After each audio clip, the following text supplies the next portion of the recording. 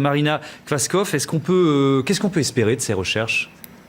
On peut espérer beaucoup de ces recherches, de la recherche clinique sur l'endométriose pour trouver de nouveaux traitements. C'est vraiment l'une des priorités de recherche, d'essayer de guérir la maladie ou de faire en sorte de vivre mieux avec. Mais il y a aussi toute autre sorte de recherche et donc ça me permet aussi de parler un petit peu de la recherche épidémiologique. Oui. Et donc en particulier, nous travaillons sur une cohorte qui s'appelle la cohorte Compare endométriose.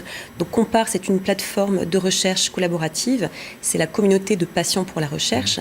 N'importe quel patient atteint de maladie chronique peut s'inscrire pour être acteur de la recherche sur sa maladie. Et d'ailleurs, la chanteuse Imani a participé à cette étude, si je ne me trompe, sur votre site. Oui, tout à fait. Elle est fait. atteinte de l'endométriose depuis l'âge de 15 ans et diagnostiquée à 23 ans.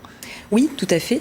Et en réalité, les associations de patientes et les patientes sont vraiment partie prenante de cette recherche, puisqu'on a un conseil scientifique que je préside et je suis également responsable scientifique de la cohorte, de cette cohorte Compare endométriose. Nous avons un conseil scientifique composé de 16 membres, dont donc Endo France, Endomind France, Mon Endo Ma Souffrance, qui sont 3 associations. Il y a également 2 autres patientes et des chercheurs et des cliniciens. Et donc, pour s'inscrire, les patientes peuvent aller sur le site compare.aphp.fr et là on leur enverra des questionnaires. Donc il y a des questionnaires qui sont communs à toutes les pathologies chroniques et là on est vraiment en train de travailler en équipe avec le conseil scientifique pour créer des questionnaires spécifiques à la maladie. Et le fait de rassembler autant de données, ça vous permet d'avancer dans quelle direction après ? Alors ça va nous permettre d'étudier de nombreuses choses. Donc tout d'abord l'évolution naturelle de la maladie, puisqu'on va suivre les patientes sur une dizaine d'années, de savoir donc déjà avoir des données sur le sujet, de savoir qu'est-ce qui fait que certaines patientes vont mieux dans tel et tel cas, qu'est-ce qui explique que certaines femmes vont répondre à tel traitement, d'autres pas, est-ce que c'est le type de lésion, est-ce que c'est leur mode de vie, est-ce que voilà, il peut y avoir vraiment tout un tas de facteurs. Qu'est-ce qui fait que après l'hystérectomie, les femmes vont aller mieux, d'autres non.